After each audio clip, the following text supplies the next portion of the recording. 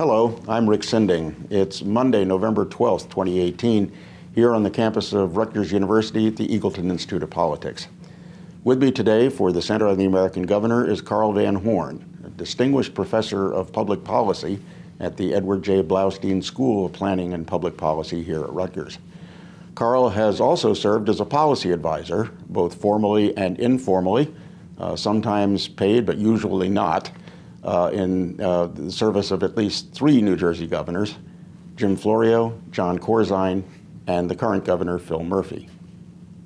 Carl, thanks very much for sitting down with us today. Good to be with you today, Rick. Now, this is not the first time you and I have had a conversation about your role as a policy advisor to a New Jersey governor. Folks who are familiar with the Center on the American Governor may recall that 5 years ago we had a conversation about your position with the Florio administration.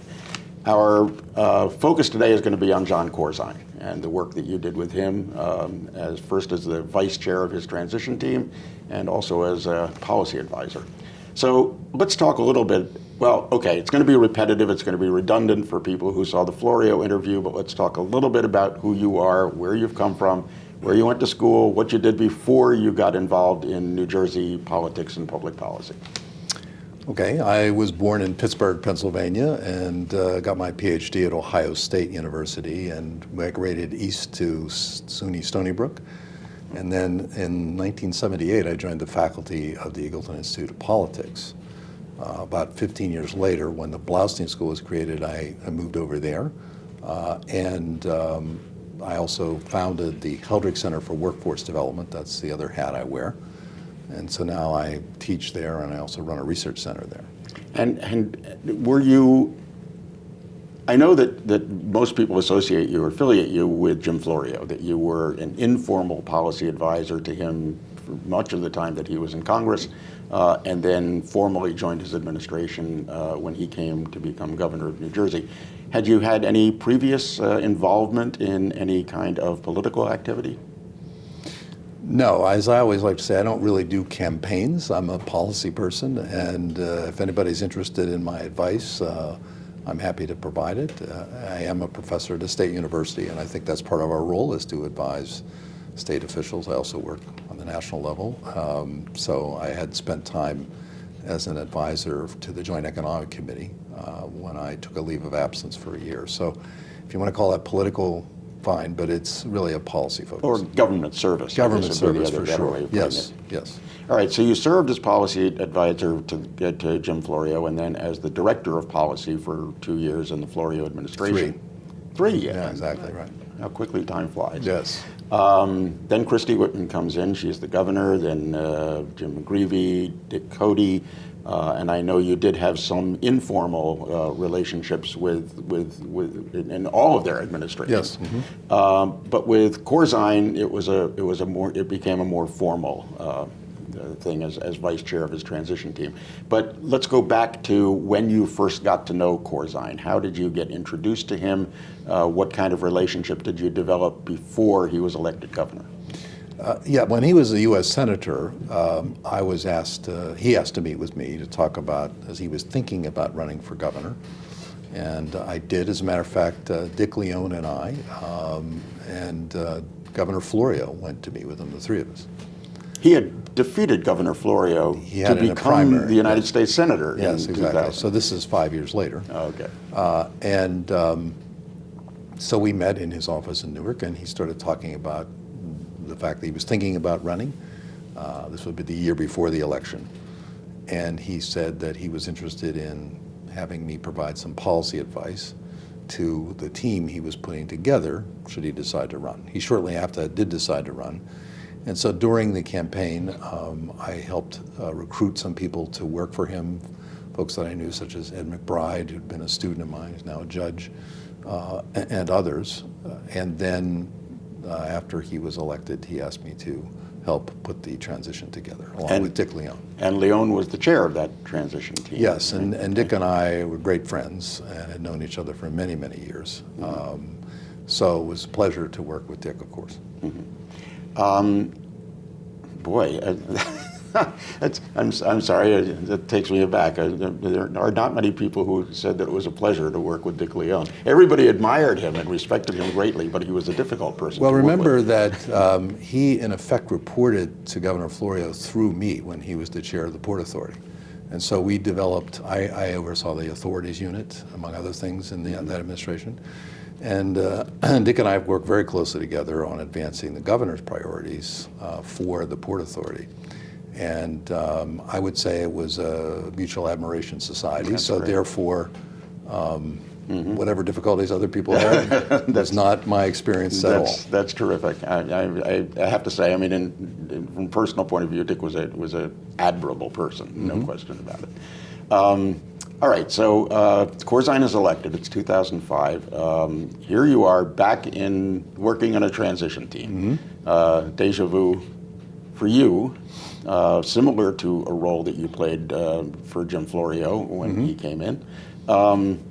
How did that transition go? How did that work? What was your responsibility primarily for finding policy positions, for finding people to put into administrative positions, or both? A bit of both. He had a strong policy staff during the campaign.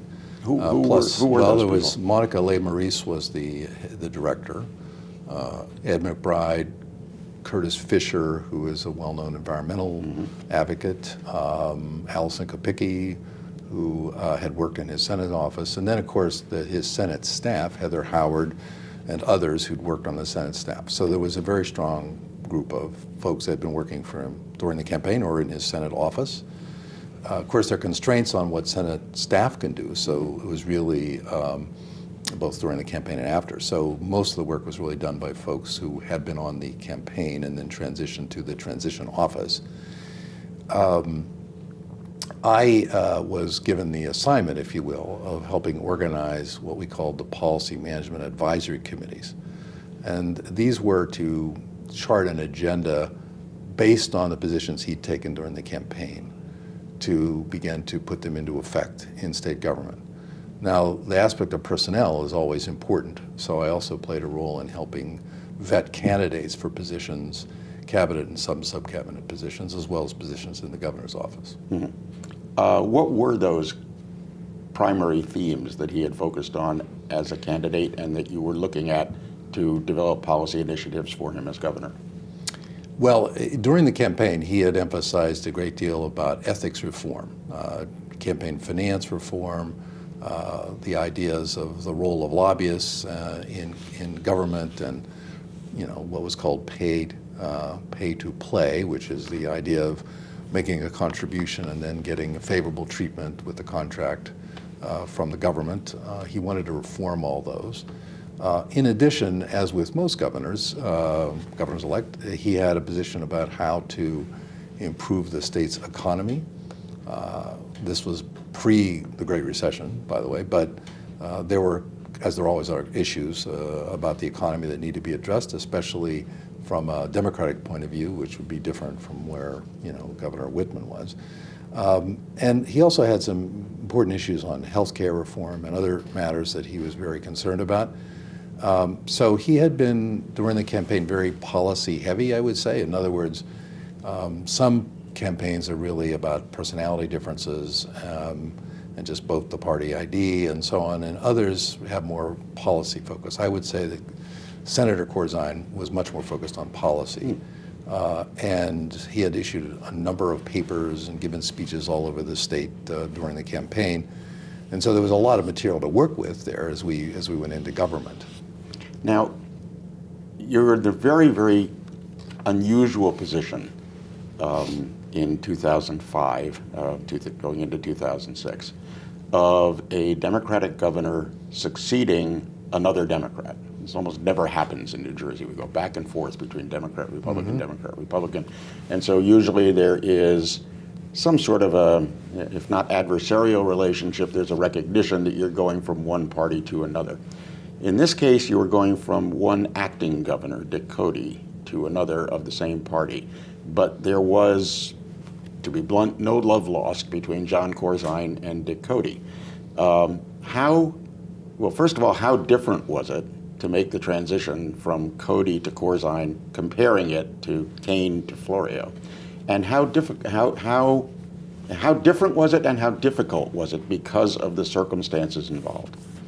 Well, I think it's important to provide some context, which is that acting Governor Cody was also the Senate president at that time. We did not have a lieutenant governor position. So when Governor McGreevey vacated the position, Senator Cody then also became Senate president and governor. And he, I'm sure, was interested in ascending to be the governor. So there was some concern about the fact that this position might have been his had Senator Corzine decided not to run. So that's part of the context. The second, and it's the source of the conflict. Well, I'm sure that was part of it, right? Now, in addition to that, in terms of difficulty, I think one of the points of tension is that you have in place a Democratic administration, cabinet officers, staff, and so on and so forth. And now you're being succeeded by another governor who's a Democrat. And so there are many people in the government who would like to remain in those positions that they've been occupying for X number of years. Normally, in that transition, all of the previous cabinet members would resign and be replaced. There are always folks that think they can transcend, excuse me. Seldom happens. It does happen. Department of Human Services is a case in point. But typically, they don't go from Republican to Democrat or vice versa. In this case, there were many people who wanted to stay, and very few did. Okay, so that was a point of tension, right? The other point was that Governor Corzine's view, and I think the transition staff view, of the state of the budget was less than positive. And so there were some tension points around that. The messages and what Governor-elect Corzine saw as he looked at the budget versus what was the public understanding of it were quite different, right? So I would say those were the underlying issues. Now, I'd also say that the people, because they wanted to stay, many of them in senior positions, they were very cooperative because they wanted to share information with us as much as possible, and they were very helpful. But undoubtedly, there was some tension. They weren't part of the campaign. They weren't part of Governor-elect Corzine's retinue of supporters, and so therefore there was some conflict, I'm sure. As much conflict or more conflict or less conflict than you faced when you did a similar transition for Governor Florio? There was not conflict, in my view, much at all between the Kane administration and the Florio administration. They didn't run against each other. They didn't, in that election, they had prior to that. But so, and the staff, most of them did not expect to stay, didn't want to stay. So that wasn't present. There were differences about the budget, of course, there always are. But I think that it was a fairly smooth transition relative to, on one level, relative to the Cody to Corzine. But again, I don't think we should put too much emphasis on this. Transitions are difficult. People's lives are in upheaval. They don't know what's going to happen next. The governor-elect has to take over in 10 weeks. So there are always difficulties. But I would say they were different. They were just different points of tension. That's the way I would characterize it. You had, in the Florio transition, you had walked in the door and suddenly faced a, $600 million budget deficit. And coming in, Governor Corzine took one look at the budget and faced a $3 billion budget deficit. Yes. How difficult was it during the transition to focus on anything other than the fiscal crisis that was facing the government at that time? Well, what happens in governing is you learn how to compartmentalize, right? So, and I know the Governor Corzine, Governor-elect Corzine knew how to do that. So you have to do both. You can't just focus on the budget, although that was certainly a top priority. And again, for context, that was really related primarily to missed pension payments, right? So this was a problem brewing for a decade, at least. A combination of reasons which we don't need to go into. But anyway, the point is, we could write a whole book about that. But there were these problems, and then there was also school funding issues. So these were giant problems. They needed to be addressed. But you also have to put the rest of the government together, and so you separate them. Were some of the policy initiatives that he had considered hamstrung by the fiscal situation that he confronted?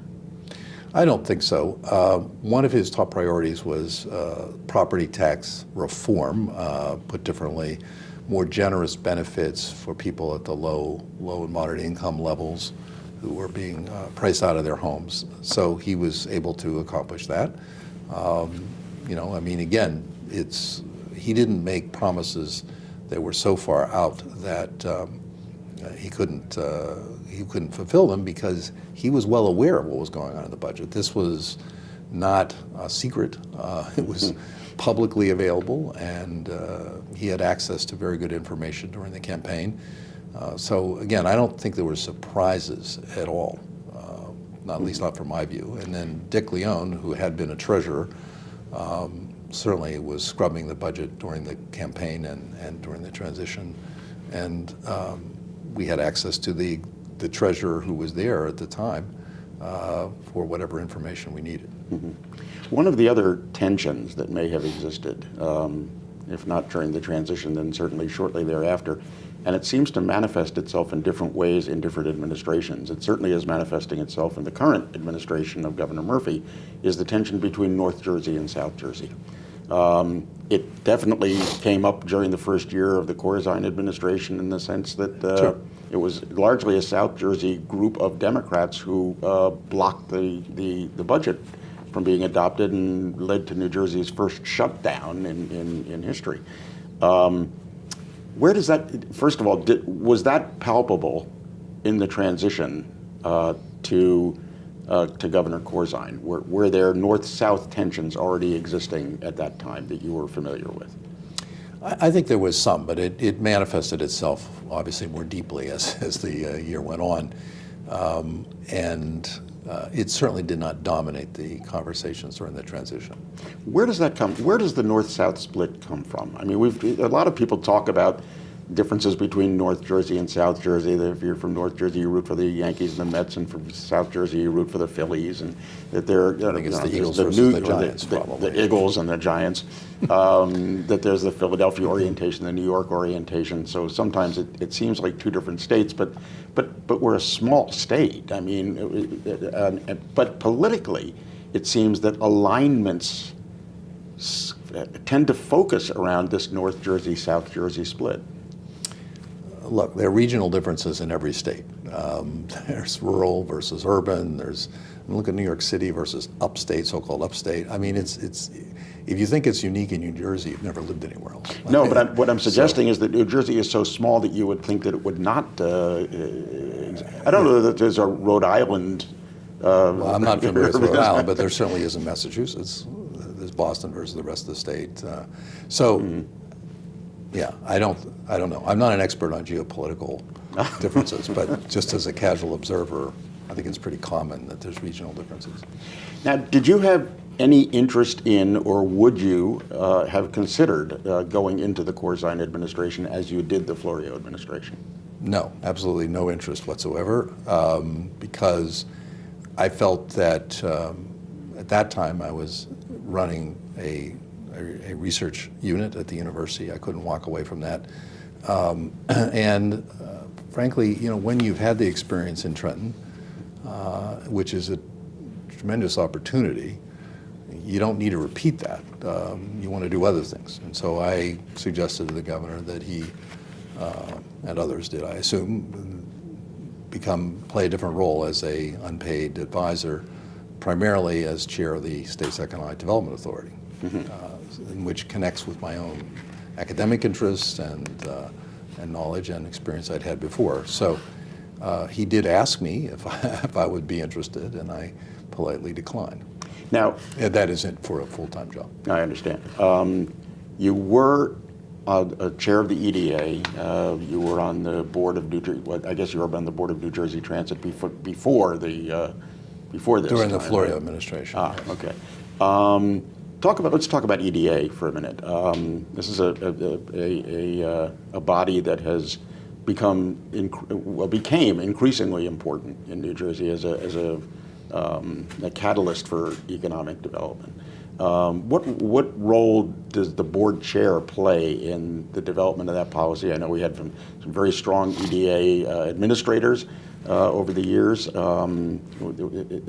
the chair of the board, you pretty much let the EDA do its thing, or is there a significant policy responsibility invested in the board and the chair? Well, before I answer that, I need to again give you some context. So the governor had laid out, then senator had laid out a detailed economic strategy, and we also had a different structure that we wanted to put in place. So he created an Office of Economic Growth within the governor's office that had a chief.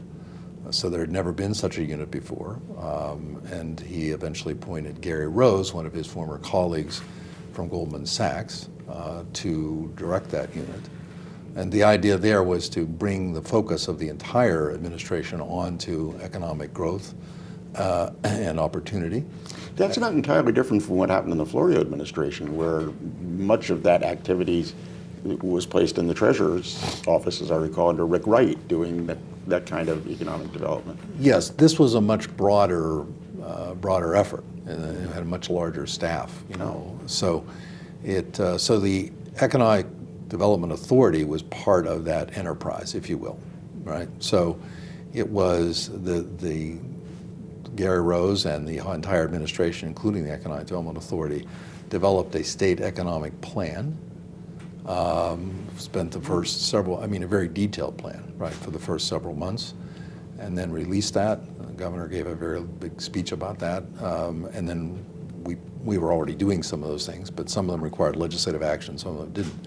So I guess I would say, as the chair of the EDA, I was part of that process, and then the authority itself, which has over 200 employees, is very significant. So it is, to be the chair of that authority is essentially every day you're doing something to work with the staff to advance the interest of the authority, and then as necessary to have conversations with your other colleagues in state government around what we're doing. Mm-hmm. Can you give us some examples of projects or activities that were undertaken during Right. that? So one of the focuses of Governor Corzine was developing around transit hubs. Now, it was less fashionable then than it is now. We're talking in 2018 to do that. He got the legislature to approve an incentive program called the Urban Hub Tax Credit, which was initially designed primarily to give deep tax credits for companies who would develop within proximity of a major transit hub. This was consistent with his own vision of what to do in the state, but it also turned out to be a very prescient approach, because now we look at this and say, well, of course people want to develop in cities because that's where people want to live. Well, back then that was not that wasn't the central view. And so that was an important policy that came out of not just the campaign, but then the deliberations during the transition and beyond. He also had a very strong emphasis on small women minority business enterprises, again, consistent with a democratic position about helping folks who haven't necessarily succeeded in the economy be entrepreneurs, right? So he stood up a large enterprise in that area. So again, that didn't require legislation as much as the hub did. But in addition to that, there was also a focus on connecting economic development and workforce development, which is probably one of the reasons why he appointed me to that position, because I see the intersection of those two very clearly. So again, there was policy, and then there's also transaction, which is a company comes forward and says, I'm thinking of moving somewhere, and then the staff works through that with the company, and the board has to approve the awarding of those incentives. I should also say at that time, because capital markets were different than they are when they are now, let's say in 2018, there was a lot less capital available to support small business enterprises. And so the EDA played an important role as a lender of what we call mezzanine financing, which is basically closing the gap between what they have and what a bank. So we would take a riskier position to invest in an urban community and also support nonprofits that they're working in those urban communities. So again, these aren't as flashy as when someone gets a large incentive and they have a big ribbon cutting, but it was a very important role for the EDA, that and also providing technical assistance to businesses of all sorts. This is clearly an area in which you have particular interest and expertise. Yes. And let's talk a little bit about the urban transit hub tax credits. I think I got that right. That's right, yeah. The whole design here is to put people, well, part of the design is also to get people out of their cars and using mass transit, but also to redevelop areas around train stations in particular. It seems to have worked in places like Metuchen, for example, and certainly there's been a lot of growth in downtown Newark. Harrison, East Orange, I mean, there's lots of places. Oh, the okay. River Line, along between Trenton and Camden. I mean, again, there's, generally speaking, when you build a transit, they will come, and that's been proven over and over again. The initial investment, of course, was made decades ago for many of these hubs, right? So the question is how to optimize those. So look at what's happening in New Brunswick, where we are today. Much of it is as a result of having a major train station right in the central business district. So, yes, absolutely. I mean, it's, again, now more popular thought than it was then, but it also related to an environmental agenda, which is to limit sprawl into greenfields. Which brings us to the state plan. How much activity took place during the Corzine administration with respect to trying to implement the state development and redevelopment plan? I'd have to pass on that one. I think Heather would probably know the answer to that. Oh, okay. I'm sorry I didn't ask her when we had our own interview. Sorry. Well, I'll have to bring her back to do that. Yeah. Well, there are probably other people that could talk about that I'm too. sure there are. In addition to EDA, you have also served on the boards of a number of other boards and commissions, and you had a title after the transition of senior advisor or senior policy advisor, which I take it was a kind of an informal role that allowed the governor to call on you whenever he so chose. How often did he? How frequently did you find yourself having conversations with him about policy initiatives during the 4 years that he was governor? I would say most of it initially related to the EDA and the Office of Economic Growth and the economic plan, right? So clearly we also talked about workforce and higher education issues. It became much more intense when the Great Recession occurred because we were facing a crisis in the country and certainly in the state. And so we needed to radically adjust the plan that we had in place at the beginning of the administration to take action to essentially address the most critical issues. And so I was very involved in attempting to do the best we could and give him advice about how we can manage this cataclysmic economic situation that was affecting the entire world financial community, let alone New Jersey. And one of his responses, I don't know if it was the only one, was a stimulus package for New Jersey. Yes. So were you involved in putting that together? Among others, yes. And what did that entail?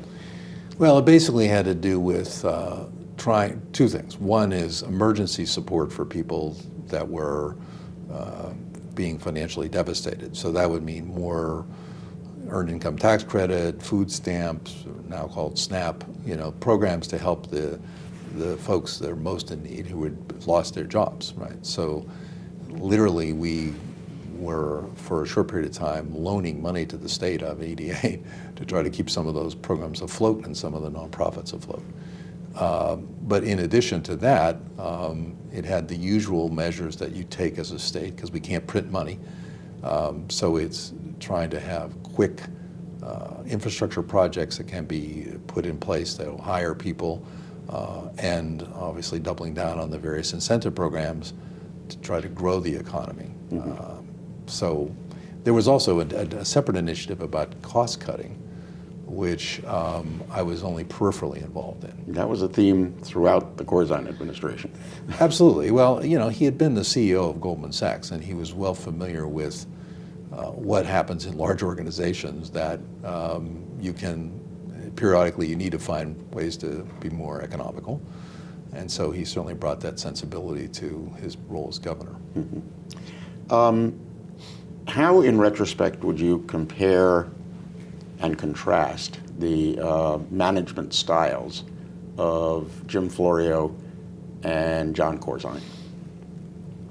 I would say quite different, in the sense that Governor Florio was a policy wonk. I mean, a person who loved to read memos and talk about them and so on and so forth, and get different points of view.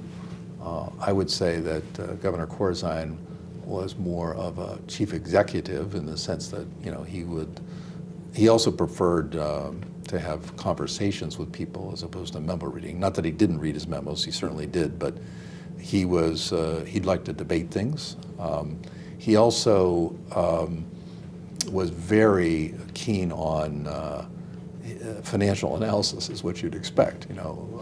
It's amazing the numbers he'd remember in a memo, and he'd query people about them. So he was clearly focused on that. And certainly others will talk to this, but his big strategy about selling the turnpike in order to raise revenue was clearly, a result of his financial analysis of how to solve the crisis, the long-term crisis we alluded to earlier of underfunding the pensions and so on and so forth. Right. I don't know how many people drew the parallel between the fact that the Florio administration did, in fact, sell a piece of the turnpike.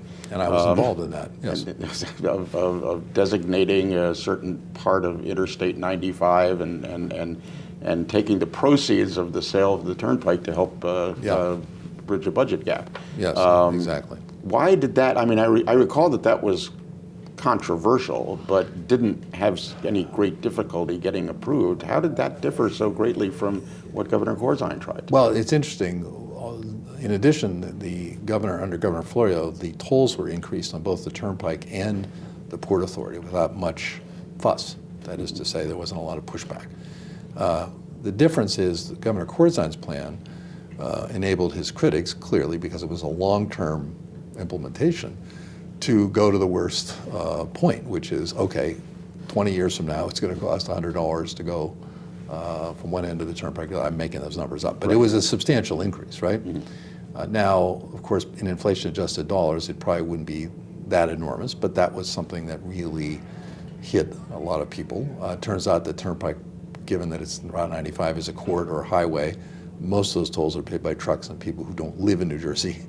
So the analysis makes sense, but politically, it's easy to attack because you just go to that high number and say, you don't want to have to pay this much to go visit grandma, and people get angry about it. It's hard to explain, and whereas the other one was really, by comparison, very modest. I don't even think there was a toll increase when we added the extra 5 miles or whatever it was to the turnpike. It was an independent Route 95, and the turnpike purchased it. Right. Right. And they had a surplus too. Okay, so and tolls weren't going the to go toll up. increase came later, not necessarily. Well, the toll direct increase result of came before that. Oh, it did? Oh, Yeah, okay. I didn't absolutely. recall that. Oh, okay. Yeah. The timing may have had something to do with the success of that. And the toll increase that came before that was to widen the highway from exit 9 north. Okay, people today would be thinking, well, that was the widening south of exit 9, but it was really mainly to widen it.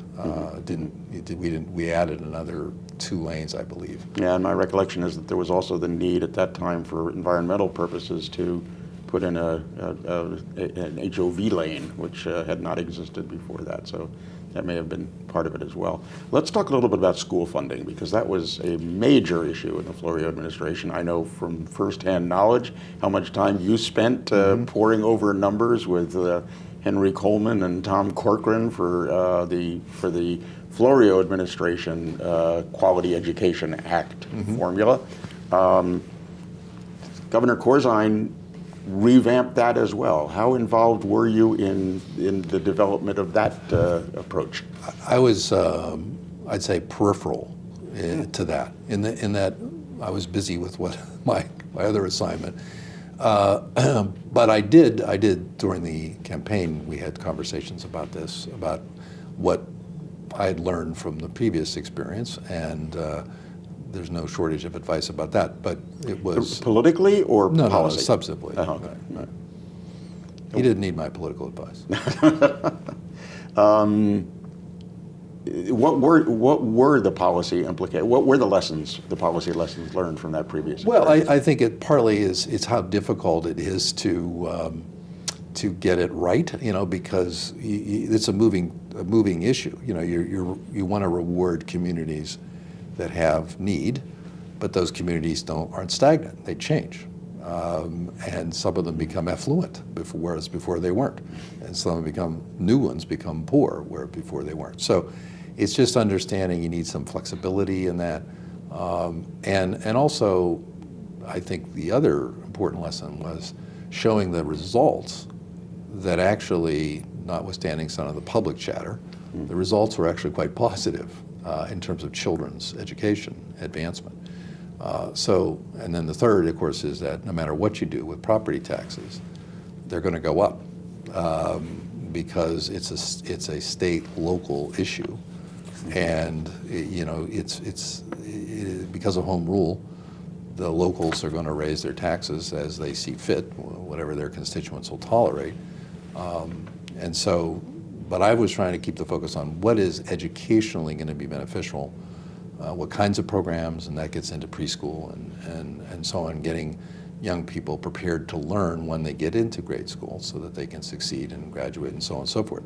And I don't think there's any question that those investments the state has made over decades has had a very positive effect. Not perfect, but absolutely positive. Do you think that Governor Corzine, it's interesting, I had never thought until this point that the two administrations whom you served in both an informal and informal capacity were one-term governors. Mm-hmm. We have rehashed over and over again the reasons why Jim Florio lost re-election. What, in your judgment, were the reasons that John Corzine was not able to be reelected? Well, I think you have to start with the fact that the worst recession in 70 years, governors bear the burden for that, whatever's going on in the economy, or they get the credit, whether they deserve it or not, in either case, right? So even had he been in every possible way successful, it would have been very, very difficult to get reelected under those circumstances. Again, had nothing to do with his policies that the state and the world financial system was falling apart, but he was there. The second point is he had a horrific auto accident which put him out of service nearly died, and put him out of active governing for months. And so that clearly made it very difficult for him. I mean, he did come back in time to campaign, but that was extremely difficult. So he lost a lot of momentum. And the third is that in this environment, some of his policy ideas, which would have been more well regarded in perhaps another time, as we talked about the asset monetization, was probably a bridge too far, pardon the pun, to do that in the circumstances of that economy and that particular situation. Were Jim Florio and John Corzine too liberal for New Jersey at the time that they were governor? No, I don't know that I'd say that. I mean, I think, no, I don't think I'd say that at all. And by the way, Governor Florio also was governing during a recession. It was not anywhere near what we experienced in 2007 and 8, but it was still a significant recession. And so again, both those individuals came very close to being reelected, which shows you, in a sense, the flip side is the power of the chief executive's position, that they did come close, even given all of the other difficulties they had. The legislature, it seems, bristles at what you describe as the power of the chief executive, and Governor Murphy is already facing what Governor Corzine did in his first year, which was a pushback from the legislature of trying to assert its own prerogatives. Is this just a natural progression of things in the first year of any administration? And if so, is it, I mean, it seems to be particularly pronounced in the first year of the Murphy administration. I don't know. There's no thermometer that we can put on that that is precise. I think the conflict between the legislature and the chief executive is sui generis. I mean, it's always like that. You know, Congress and the president and state legislatures and governors, except in cases where the governor is very weak, where essentially the legislature really runs the show and it's not the governor. But certainly not the case in New Jersey. No, in states where you have a strong governor constitutionally, it's going to be conflict. My point about how the power of the governor is that he or she appoints every important position in the state of New Jersey, from the cabinet to judges to prosecutors and so on and so forth, with advice and consent. But nonetheless, they play an extremely powerful role. And in a state that is now, and even in the Corzine era, was a bit of a media desert, living between New York and Philadelphia, that's the only person that people know anything about. They don't know who a state legislator is, except in rare circumstances. I'm sure they know who, some people know who the presiding officers are, but that's it. So people know what the governor is doing. He is out there and visible, for good or ill, depending on their political favors at the moment. But you know, it's understandable why that's an important position and why they often get reelected, unless there's an economic crisis, and then they're in trouble, or a scandal. You know, which there were no scandals of any huge consequence in the Corzine administration. You have served as an informal policy advisor to Governor Murphy. Did you do this in his campaign, or during the transition, or in what capacity? Well, he before he decided to run, he created a nonprofit organization called New Start New Jersey, and he asked me to serve on the board of that. So I met him during that period, and the purpose of that organization was to talk about, you know, what are the issues in New Jersey that will help people achieve better economic opportunity. So I had met him before that, but that's where I began to engage with him. And then he and his wife funded a program at the Hildreth Center to support the assistance to long-term unemployed older workers with free services, online and counseling, which had been an issue that had been a critical topic of my research over quite a long period of time. The fact that they were struggling, and New Jersey still has one of the worst rates of long-term unemployment for older workers in the United States. So despite the fact that the overall economy is good, you still have this large number of people that are struggling. So he and his wife have a foundation, and they invested in that. So I met him through that, and then when he decided to put a transition team together, he asked me to begin to work with him, and Jose Lozano was one of the other people that worked on that. He was the director of that, and of course Matt Platkin and several others who had been on the campaign. So beginning in about August, I would think, before the election, we began the planning for that and the initial vetting of potential candidates for senior positions. Do you have any sense of, again, management styles or political styles or personal styles of comparing and contrasting Florio, Corzine, and Murphy? Let's throw Murphy into the mix here. You know, I'd say the main difference probably is that Governor Murphy is a person who enjoys the public sphere, public communication, and so on, a bit more than Governor Corzine. He's a gregarious individual. He was a diplomat. I'm sure that helped shape his view and his behavior, but it's also just who he is as a person. You know, being part Irish myself, I can understand that. He's a Irish guy from Boston, so he likes doing that. Is Corzine more reserved? I think so. Yeah. Yeah, he's a Midwesterner. a bit more reserved, yeah. But I think in terms of their public persona, there's a bit of a difference there, clearly. I think in their policy terms, I think they're both progressive Democrats, and so is Jim Florio, but the times are different. And so the progressivism today that makes sense is not the same as would have been 10 years ago, so 12 years ago. So in the sense of receptivity of the public, you think about the way people's attitudes have changed on certain issues, you're going to get different results out of progressives across that dimension. Elaborate on that a little. More progressive or less progressive? Well, I think the appetite for progressive in the Trump era in a blue state is palpable, right? People want to see, in this state, they want to see their Democratic governor taking a different position, as he has on just about everything you can imagine, whether it's diversity or environmental policy or minimum wage or paid family leave or any of the issues that are in what would now be on the progressive agenda.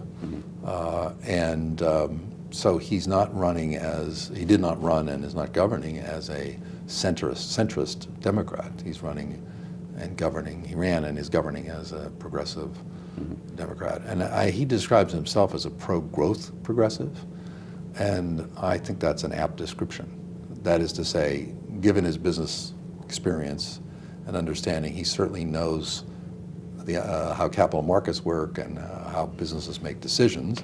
So he clearly is grounded in that. But he also is a progressive by instinct and by his campaign and his commitments. So he did that in the way he put together the cabinet. He did it with the issues that he initially advanced in his inaugural message and as in the first year. Let's talk a little bit about your role as the founding director of the Heldrich Center for Workforce Development. Got a couple hours on that? Well, I'm particularly interested in the thesis that that where American labor is moving, where American businesses and labor are moving, is changing much faster than government policy toward workers is changing.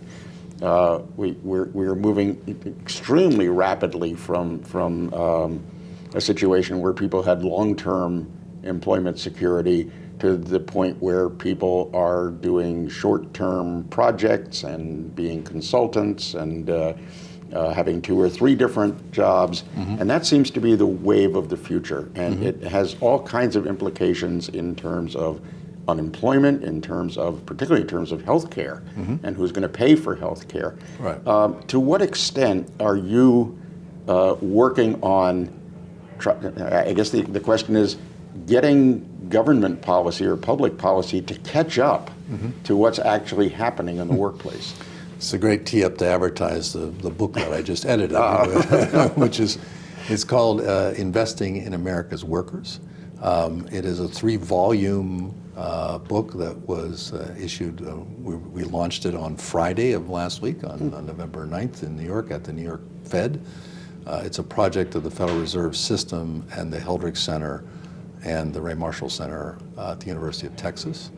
And I have been a visiting non-resident scholar with the Federal Reserve Bank since 2013.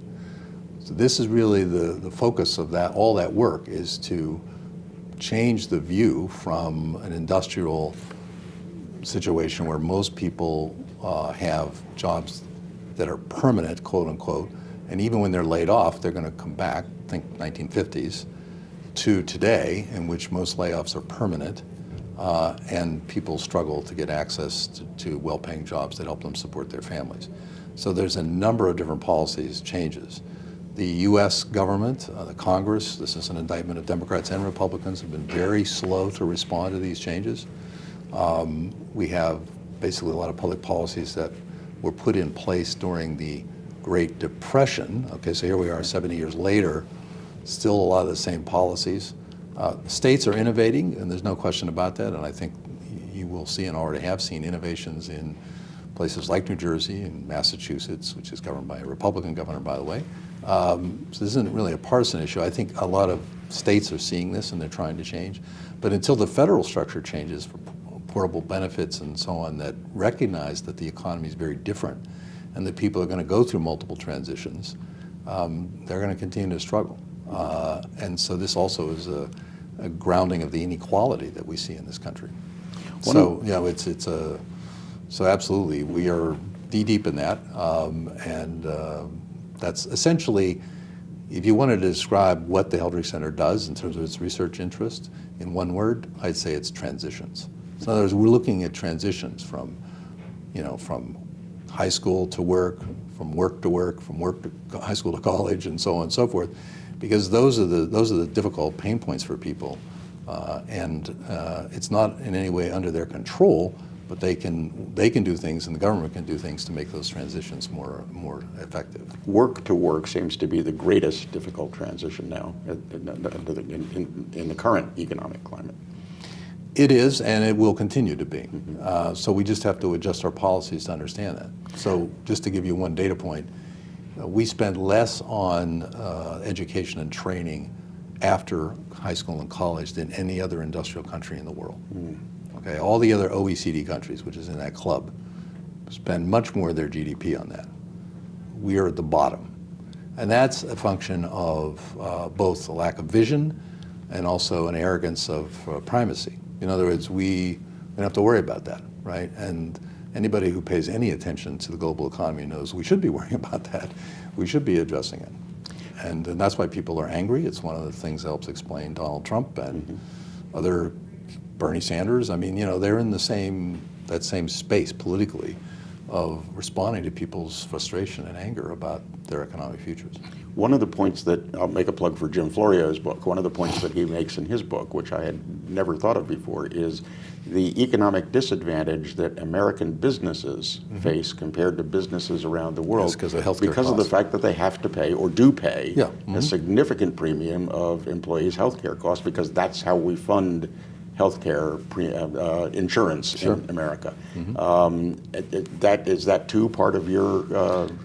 Yes, and we made a big step with the Affordable Care Act, but not a big enough step. But you know, it's helping. I mean, that's one of the portable benefits that we need to.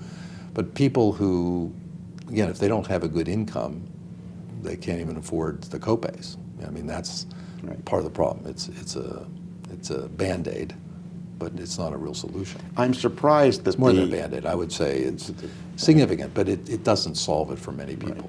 I'm surprised that more people who have been promoting either single-payer health care or the Affordable Care Act have not focused on the disadvantage to American businesses that the burden of paying for health insurance has placed upon them.